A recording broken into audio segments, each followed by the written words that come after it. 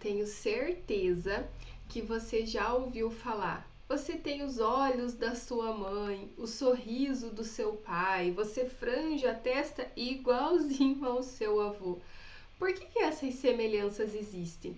O que está por trás desta herança invisível que vai passando de geração em geração? E aí, hoje nós vamos estudar os nucleotídeos e os ácidos nucleicos e entender por que eles são os guardiões da informação genética. Então, bora para mais uma aula de bioquímica e hoje a gente vai estar falando então sobre os nucleotídeos e os ácidos nucleicos. Muito bem. Então, para início de conversa, hoje eu gostaria de trazer uma frase que eu vou trabalhar um pouquinho ela ao longo da aula, né, para a gente ter aí a introdução da nossa aula hoje. Então, a nossa frase, ela diz assim: a capacidade de armazenar e transmitir a informação genética de uma geração a outra é uma condição fundamental para a vida. Então, hoje a gente vai entender esse código, essa informação, essa linguagem bioquímica que dita quem somos, como funcionamos e como passamos essa informação de geração em geração, tá bom? Então, o foco da nossa aula hoje vai ser os nucleotídeos e os ácidos nucleicos. Eu sou a professora Adriana Cordeiro e bora aí para mais uma aulinha de bioquímica. Pessoal, para começar, eu gostaria de apresentar para vocês a estrutura geral de um nucleotídeo. Então, a parte química, né? Então, a gente tem aqui uma região onde a gente vai ter uma pentose, nós vamos ter uma base nitrogenada e um ou mais grupamentos fosfatos. Então, o nucleotídeo ele apresenta 3 componentes característicos: uma pentose, uma base nitrogenada e o grupamento fosfato. Nesse exemplo aqui, ele é um exemplo geral, mas a nossa base ela pode ser do tipo purina ou pirimidina, né? Então, a gente vai ter esses 2 tipos, com um anel ou 2 anéis. Bases nitrogenadas contém nitrogênio. E aí, nós vamos ter a nossa pentose, que também pode ser uma ribose ou uma desoxirribose. Essas 2 diferenças aqui, a gente vai ter para o RNA e para o DNA, tá? E o grupamento fosfato, a gente pode ter 1, 2, 3, né? Então, a gente pode ter números maiores aqui de grupamentos fosfato. Muito bem. Então, vamos olhar para a estrutura das nossas pentoses, né? Então, aqui a nossa ribose, a gente vai observar que ela tá ali, ó, completinha, com todas as suas hidroxilas. Quando a gente olha para a desoxirribose, nós não temos aqui o oxigênio presente no carbono 2, né? Então, vamos fazer a contagem que nós vimos lá nos carboidratos, na aula de carboidratos. Então, aqui a gente tem o carbono 1, que é o carbono anomérico, carbono 2, carbono 3, carbono 4, carbono 5. Então, aqui é a nossa pentose com 5 carbonos. Por que é interessante a gente lembrar dessas posições? Porque mais para frente vai ser importante para nós essa informação, tá? Aqui estão as bases nitrogenadas. Então, as purinas, nós vamos ter a adenina e a guanina, tá? E aí, depois, nós vamos ter as pirimidinas. As pirimidinas podem ser citosina, timina e uracila.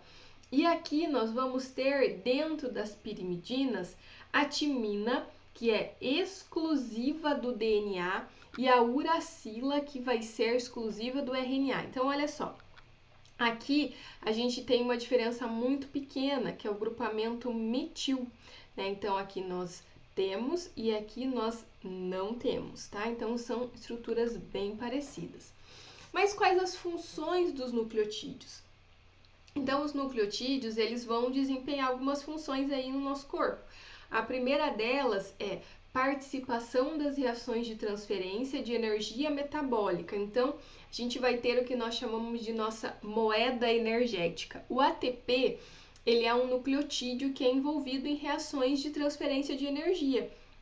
E nessas reações vão acontecer ali onde a gente precisa de energia, elas vão estar fornecendo essa energia. O ATP, né, vai estar fornecendo essa energia.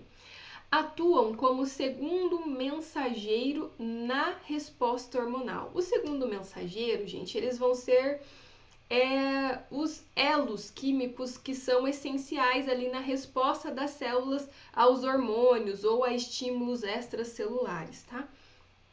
Componentes estruturais de cofatores enzimáticos e intermediários metabólicos. Então, aqui a gente vai ter como exemplo as coenzimas NAD, né, nucleotídeo, adenina, dinucleotídeo, FAD, que é flavina, adenina, dinucleotídeo. Então, eles vão ser bem importantes e eles vão participar nas reações de transferências de elétrons no metabolismo celular. Constituintes dos ácidos nucleicos, DNA e RNA, que a gente vai falar mais sobre eles hoje, tá? Bom, então vamos conhecer o ATP, porque a gente vai falar do ATP, principalmente lá nas aulas de metabolismo, a gente vai estar trabalhando bastante com o ATP. Então, o ATP, ó, nós vamos ter, lembra lá, a nossa pentose, a base nitrogenada e o grupamento fosfato, nucleotídeo. Né? Então, aqui a gente vai ter a adenina, né? Então, a gente vai ter a adenina como a nossa base nitrogenada purina. Então, são 2 anéis, né? Purina. Para o pessoal que vai gravar, às vezes, né? Purina, a gente tem adenina e guanina. Ele chama água é pura, então a gente tem adenina e guanina, tá? Aí, gente, nós vamos ter aqui a ribose, né? Então, ó, tá completinho aqui. Então, a gente vai ter a ribose. E aqui, 3 fosfatos em cadeia. A ligação entre os fosfatos, especialmente a última, ela tem muita energia armazenada, né? Então, quando essa ligação ela é quebrada, hidrolisada, a energia vai ser liberada, tá? Seria o nosso depósito bancário seria em ATP, né? Então aí toda a reação do nosso corpo que precisa de energia, por exemplo, uma contração muscular, uma síntese de DNA, aí a gente vai lá e tira do saldo da nossa conta que está em ATP. Segundos mensageiros, né? Então o que é segundos mensageiros? Gente, vou dar um exemplo. Imagina um hormônio, né, a adrenalina, ela chega ali na célula e ela vem trazendo uma informação. Ou seja, ela é o primeiro mensageiro, só que ela não entra na célula. Ela vai ativar os receptores de membrana e aí o que vai acontecer? Vai se ativar mensageiros internos que vão transmitir o sinal. Esses são os segundos mensageiros, né? Então, o primeiro é o que chega com a mensagem e o depois é o que vai transmitir internamente essa mensagem, né? A gente vai ter uma cascata de sinalização. A gente tem os exemplos bem clássicos aqui, como por exemplo, o AMP cíclico, né? E a gente tem o GMP cíclico, né? Então, nesse processo, GMP e AMP, né? Então, a adrenalina, ela vai se ligar aos receptores beta-adrenérgicos e aí na membrana vai ativar a proteína G, que vai ativar a adenilatoxiclase e aí a gente vai ter essa adenilatoxiclase, ela vai transformar ATP em AMP cíclico e aí a gente vai ter a ativação lá no final da proteína quinase, né? Então é toda uma resposta, um processo. Primeiros mensageiros, segundos mensageiros. Mas a gente vai ter aula sobre isso. Aqui, gente, nós temos os nucleotídeos, que são os nucleotídeos que formam o DNA, tá? Então aqui eu quero que vocês reparem na diferença, porque daí nós vamos ver os do RNA depois. Então, para o DNA, a gente vai ter a desoxirribose, sendo a nossa pentose, monofosfato, e aí nós vamos ter aqui, ó, a gente vai ter a adenina, guanina, timina, CH3 aqui, e a citosina.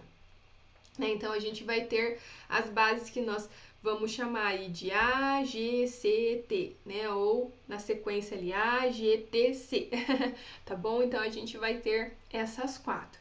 Nós representamos, ó, aqui com esse desenho na frente, aqui, né, então, ou pelo nome, mas geralmente na hora de fazer as estruturas a gente representa só A, G, C, T, tá?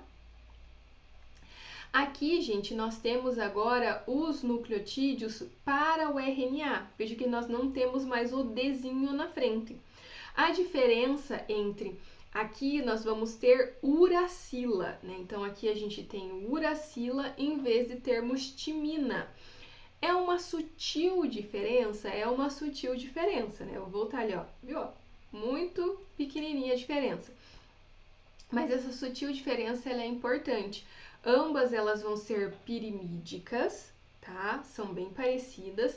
Só que o que acontece? Esse CH3 ele dá proteção contra mutações do DNA. Né? Uma das mutações comuns é a desaminação espontânea da citosina, que transforma ela em uracila. E aí o DNA já fica em alerta, ou seja, citosina, desaminação se transforma em uracila. E aí o que vai acontecer? O DNA sabe que essa não é a sua base legítima, a base que está ali. Então o sistema ele de reparo ele começa a acontecer, né? Então ele começa a fazer o reparo. Então é uma das formas. A outra é a estabilidade química, né? A longo prazo, o metildatimina ele também torna o DNA mais estável quimicamente, o que é mais importante não, né? Na verdade faz sentido porque o DNA ele dura mais e o RNA ele é mais transitório, tá bom? Então são bem parecidas. Outra coisa que muda também é a nossa a nossa ribose, né? Então aqui a gente vai ter uma ribose, no outro nós temos a desoxirribose, tá? Então a nossa pentose aqui ela é alterada também, tá bom?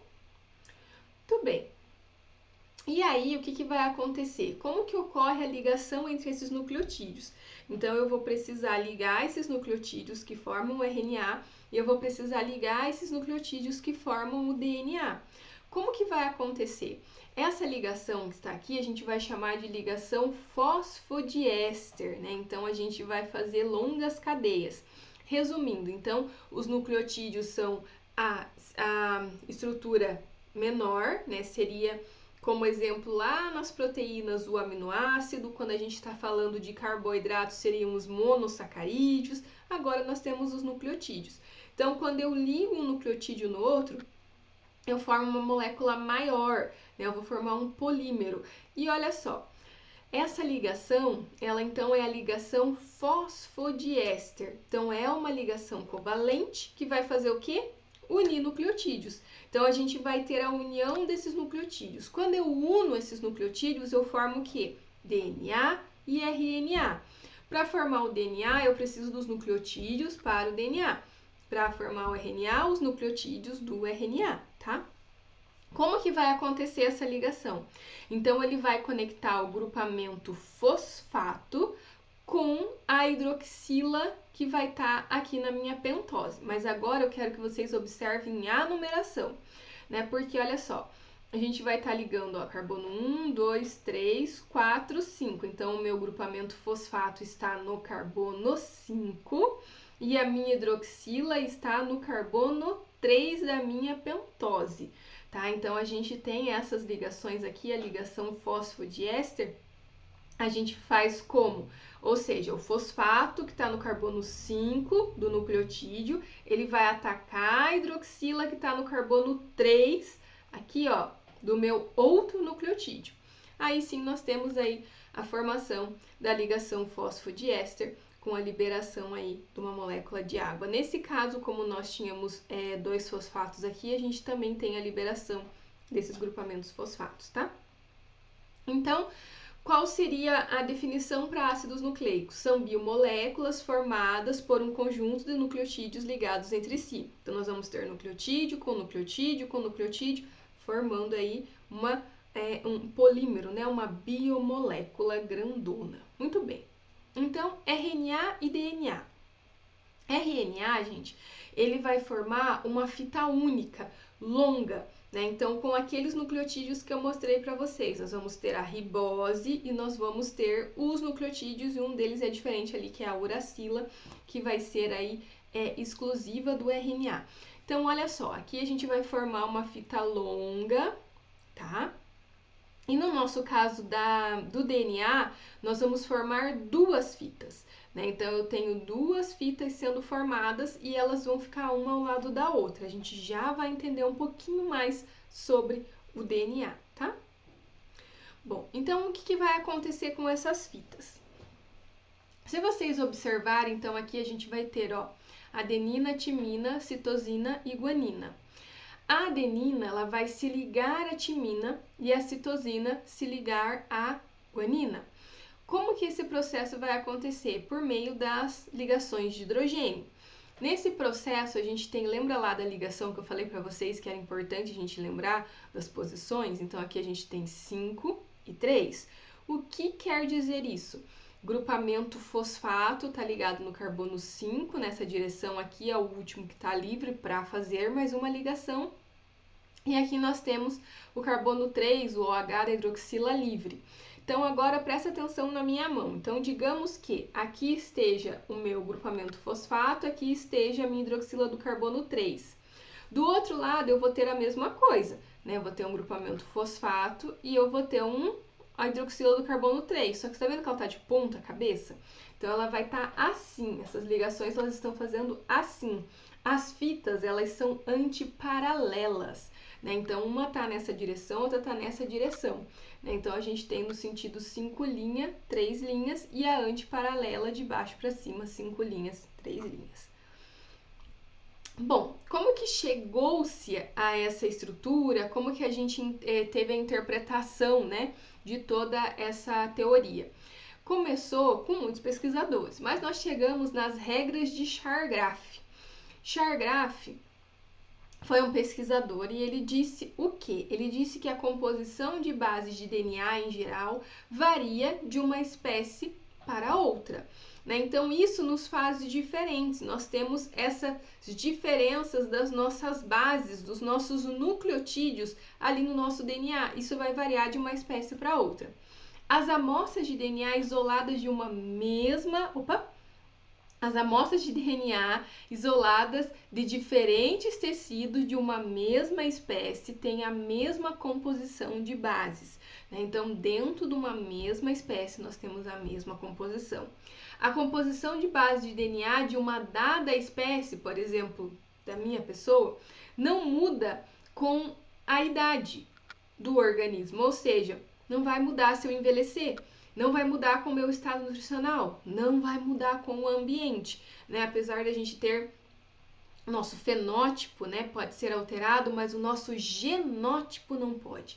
4. Em todos os DNAs celulares, independentemente da espécie, o número de resíduos de adenosina é igual aos de timina. O A vai ligar com o T, então a gente tem a mesma quantidade. A mesma coisa vai valer para guanina e para citosina, tá? Então, essas seriam as regras. Quem se beneficiou muito dessas regras foi os nossos próximos pesquisadores aí, o Watson e Crick, que ficaram bem famosos porque foram eles que ditaram essa estrutura do DNA. Né? Então, eles observaram esses padrões de ligação, eles utilizaram essas regras de Chargaff, que foi assim uma dica essencial, e eles começaram a montar um quebra-cabeça de muitas partes. E aí, eles foram fazendo esse ajuste mais refinado, que foi permitido propor aquela estrutura antiparalela e complementar do DNA que eu comentei com vocês, né? Então, eles foram lá, perceberam que era assim que fazia, tá? E aí, a gente chegou a essas ligações, né? Essa estrutura onde a gente consegue observar, ó, que a timina com a adenina, elas vão fazer duas ligações de hidrogênio, né, chamadas de pontes de hidrogênio, né? Então aqui a gente tem o oxigênio com esse hidrogênio, o nitrogênio com esse hidrogênio, né? E por isso que elas precisam ser antiparalelas, né? Tá uma ao contrário da outra. Aqui a gente tem a guanina com a citosina, né? Então a gente tem 3 ligações de hidrogênio. Então aqui faz 2, aqui faz 3, tá? Muito bem. Nós tivemos vários trabalhos que foram importantes para que eles conseguissem fechar esse quebra-cabeça, né? Eles já tinham um bom entendimento sobre tudo, e aí eles observaram também a fotografia 51.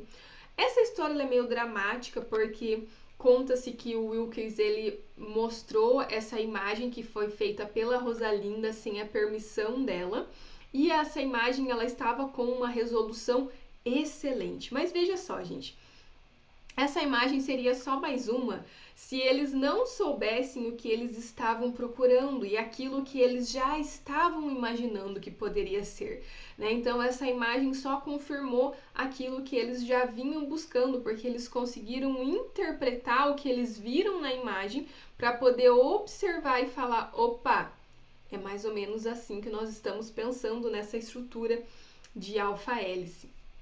Essa frase é bem legal, é uma frase da Rosalinda, né? Ela diz: a ciência para mim explica parte da vida. Até onde chega se baseia em acontecimentos, experiências e experimentos. Eu gosto dessa frase. Pessoal, e aí eles chegaram na descoberta da dupla hélice, né? O Watson e o Crick. Então, assim, foram eles que interpretaram todos os dados disponíveis, isso é fato, né? Então, eles não...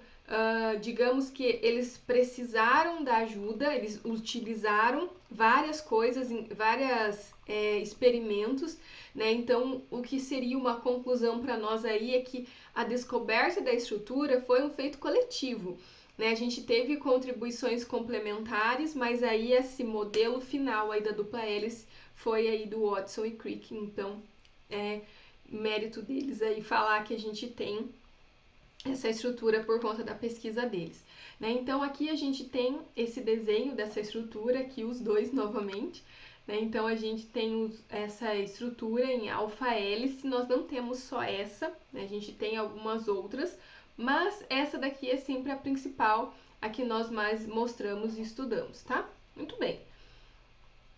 E aí eles não pararam por aí, a gente tem uma cerejinha no bolo, né? Então quando eles propuseram a estrutura do DNA, isso em 1953, eles descreveram não só a hélice com fitas antiparalelas, que foi mais ou menos aquilo que eu falei para vocês. Eles falaram também que eles tinham descoberto uma estrutura que basicamente se copia sozinha. E aí tem a sugestão da replicação do DNA. E aí, como que é feita essa replicação? Então, a replicação ela é feita de modo semi-conservativo. Então, a gente mantém uma cópia e aí começa a fazer a cópia interna, né? Então, aqui ele vai mostrar mais ou menos como que a gente vai ter esse processo. Primeiro ocorre o desenrolar da hélice. Então, a gente vai ter as enzimas, helicase, né, que vai abrir a dupla hélice como se fosse um zíper. Né? Se fosse abrir uma roupa de zíper, você vai abrindo esse zíper, essas antigas aqui que estão, seria o DNA antigo, né? Essa que tá aqui, ela vai abrindo.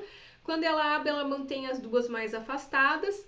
E aí essa parte interna vai sendo reconstruída, né? Então a gente vai ter a formação de novas fitas. Então aqui a gente abriu o nosso zíper e aqui dentro a gente vai ter a formação de novas fitas. No caso aqui, a gente vai ter as enzimas DNA polimerases que vão adicionar esses nucleotídeos complementares à fita molde, sempre naquilo que nós aprendemos, acontecer com G, tá? Aí a gente vai ter esse sentido, né, de síntese. Então, a gente vai ter uma fita contínua e a outra que vai vindo em fragmentos. A gente vai ter uma aula específica disso para que a gente entenda essas partes, mas isso é extremamente importante para a gente entender a importância dos nucleotídeos e do nosso DNA, tá bom? Bom, aí nós entramos em duas coisas bem importantes na biologia, que é a divisão celular e a síntese de proteínas. Essas duas coisas, elas só existem porque nós temos o nosso DNA. Muito bem. Então, já entendemos que o DNA, ele é feito a partir de nucleotídeos, certo? E o que é a importância do DNA? O DNA é como se ele fosse o livro que tem as receitas dentro da nossa célula lá, que diz como nós somos, como nós deveremos ser. E aí o que acontece? Esse livro, ele precisa ser copiado toda vez que a minha célula vai se duplicar, por exemplo. E aí eu preciso fazer divisão celular. O que eu preciso fazer? Replicar o meu DNA. E aí a gente entra nessa primeira parte aqui, que é o processo de replicação.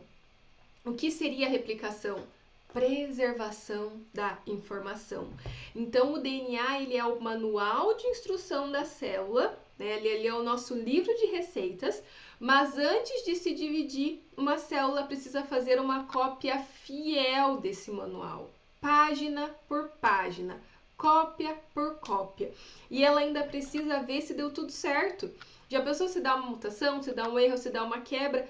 Ela vai passar uma folha a menos, uma folha que podia ser muito importante, então ela precisa ser uma cópia fiel, tá? Então, esse processo, ele é extremamente importante para hereditariedade. E aí a gente vai garantindo que isso vai estar sempre ali na nossa célula, tá?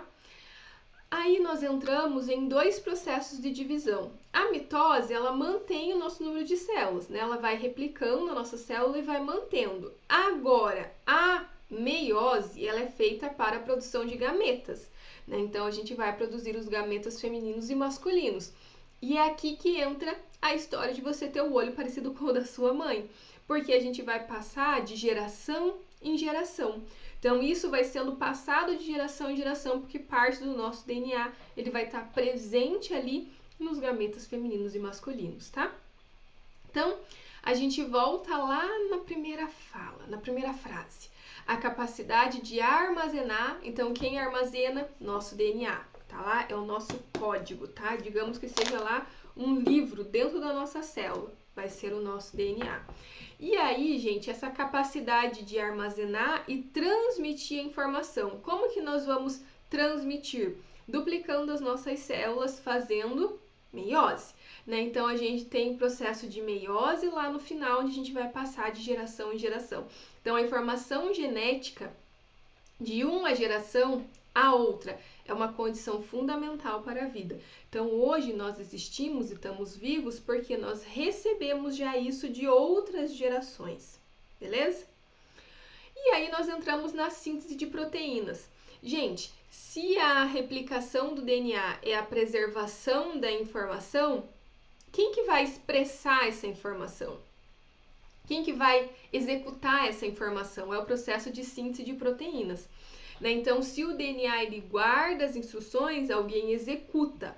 Quem executa são as proteínas. Então, ó, lá no meu DNA diz que a cor do meu cabelo é preta, essa aqui mesmo. Eu não pinto o meu cabelo. Resumindo, quem vai expressar essa coloração que vocês estão vendo são as proteínas, né? A coloração da minha pele, o formato do meu rosto, tudo isso é expresso por meio das nossas proteínas, tá?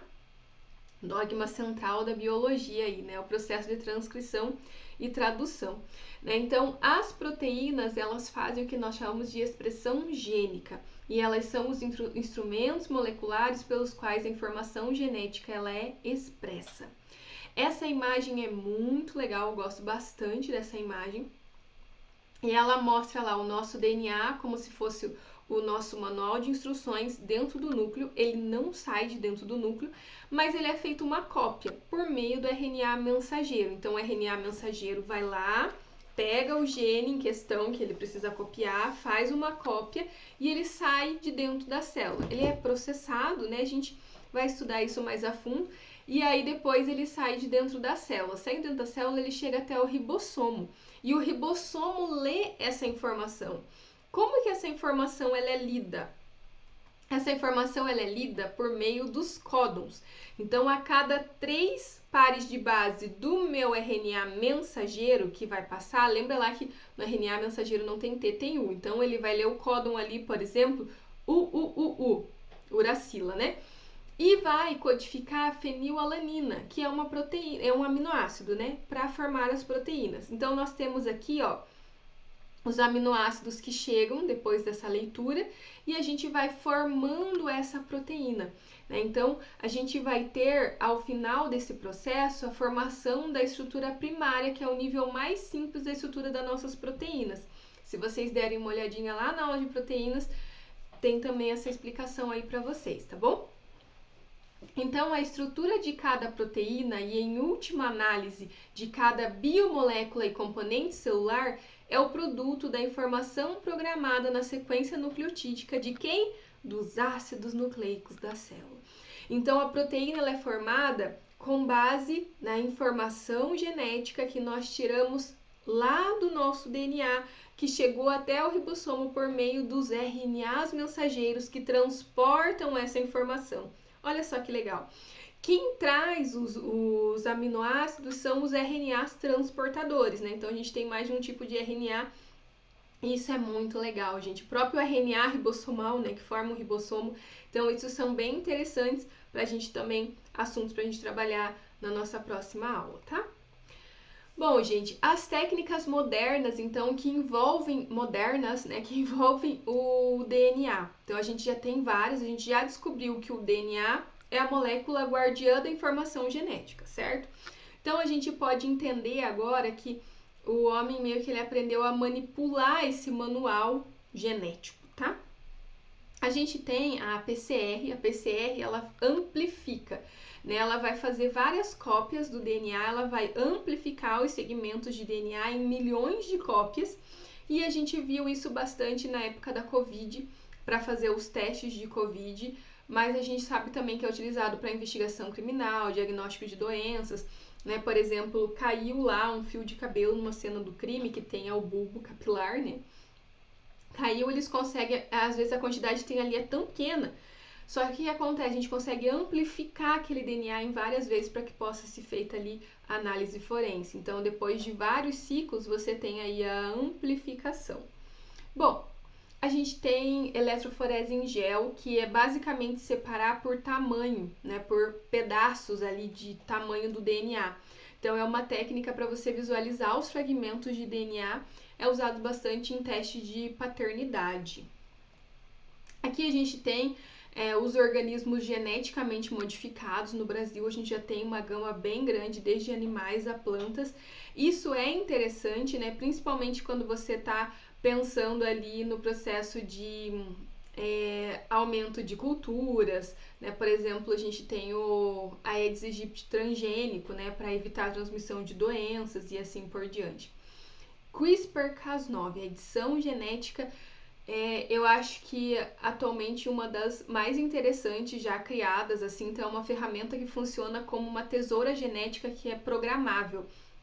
Ela vai cortar e aí ela pode inserir ou silenciar genes que são ali de interesse, né? Então pode ser usado para doenças, agricultura, terapias gênicas, né? Então aí a gente tem vários exemplos. Tem um filme bem legal que eu passo para os alunos, às vezes quando eu trabalho no ensino médio, que é o Rampage, que é meio exagerado, né? Filme, a gente tem que entender isso, mas os alunos gostam bastante porque ele é um filme agitadinho, assim, e mostra, né, esse processo. Ele até explica no início que ele fala do CRISPR, como que é feito ali o processo de edição gênica, e no filme ele gera uma polêmica, porque a cientista que estava procurando era para doença, para tentar curar uma doença, e depois os donos da empresa queriam meio para outra coisa. Então tem essas discussões até onde vai o uso. Quem descobriu foi a Emanuele e a Jennifer, aqui, essas duas da foto, e elas foram o prêmio Nobel de 2020, muito merecido, muito legal. Clonagem do DNA, né? A gente já sabe que a gente pode clonar partes, né? Fazer essas partes aí de clonagem, ou até realmente fazer para produção de cópias idênticas de genes ou células mesmo, né? Clonagem gênica. Também a gente tem a clonagem terapêutica, né? Criação de células tronco, né? Que são aí geneticamente compatíveis. Terapias gênicas, a gente pode corrigir genes, então usando lá, por exemplo, o CRISPR, né, corrigir genes em pacientes ali que tem anemia falciforme, digamos assim, né, então a gente tem inserção de cópias saudáveis de genes em células humanas, é um exemplo. Pessoal, aí a gente sempre se pergunta até onde a ciência pode ir, né? Não é mágica, é a ciência na sua forma mais ousada, que aqui é o exemplo que a gente teve recentemente da Lobos Terríveis, acho que era, esqueci de anotar o nome aqui, mas o que eles fizeram? Eles fizeram um sequenciamento de um DNA antigo de um animal que já estava extinto, E aí, o que que eles fizeram? Eles fizeram essa leitura sequenciamento de DNA, também é muito legal, né? Essa técnica de extrair sequencial DNA de espécies que estejam aí preservadas. Então, eles fizeram esse sequenciamento e aí eles fizeram a edição gênica num parente vivo. Né? Então, eles pegaram ali o parente vivo e começaram a editar esses genes para tentar deixar esse animal parecido, ou seja, ele não é o animal que estava extinto, ele é um animal que nós temos hoje, que foi simplesmente modificado. E aí tá um pouquinho dessa briga, né? Então, será que foi uma desextinção mesmo? É o animal? Não, não é o animal. Mas e agora? O que é esse animal? Essa é a pergunta, né? E aí, depois que eles fizeram esse processo de edição, o que que eles fizeram? Eles fizeram um processo de clonagem, né? Então, eles pegaram ali aquele novo ser que estava editado, clonaram e eles precisaram de barriga de aluguel, né? Então, eles inseriram em um outro animal e aí esse animal aí tá aí, bonitinho. Vamos conhecer as cenas dos próximos capítulos, tá? Pessoal, é isso, né? Aqui estão as nossas referências, né? Então é uma aula aí mais para a gente entender um pouquinho da importância e da introdução aí dos nossos nucleotídeos e dos nossos ácidos nucleicos. Vejo vocês na próxima aula, né? Então a gente está quase terminando essa parte de biomoléculas. A última aula vai ser uma aula sobre lipídios e aí eu já entro numa parte mais de metabolismo. Dúvidas, perguntas, se vocês desejarem outras aulas, ainda tem vitaminas e sais minerais, esqueci também, né? Isso é importante. Mas aí eu vejo vocês numa próxima aula. Grande abraço. Tchau, tchau.